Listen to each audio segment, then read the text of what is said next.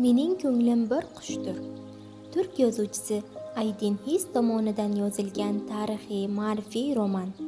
Asar asosan buyuk mutasavvif va alloma Hoji Ahmad Yassaviy hayoti, uning ruhiy olami va ta'limoti haqida hikoya qiladi.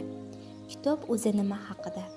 Voqealar Ahmad Yassaviyning yoshlik davri, ustozlardan ilm olishi, xalq orasida yashab odamlarga yaxshilik va ma'naviyatni targ'ib qilishi, ichki kurashlari va ruhiy kamoloti sari yo'li atrofida kechadi. Asarda ko'p falsafiy suhbatlar, hikmatlar va tasavvufiy fikrlar bor.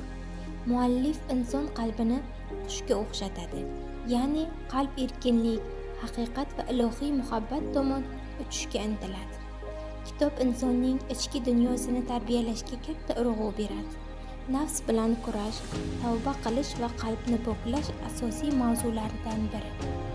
Insonning haqiqiy boyligi qalb pokligi va ma'naviy kamolotidadir.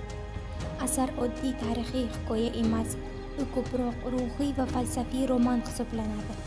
O'qigan odamni o'zini tahlil qilishga, qalb tarbiyasi haqida o'ylashga undaydi. Kitob nomidagi "Ko'nglim bir qushdir" iborasi ham inson qalbi erkinlik va ma'naviy yuksalishga intilishini ramziy bildiradi. Mening ko'nglim bir qushdir, qalbni poklik, sabr va ma'naviy kamolot sari yetaklaydigan chuqur mazmunli asar bo'lib, ruhiy va falsafiy kitoblarni sevuvchi har bir kitobxonga tavsiya etamiz.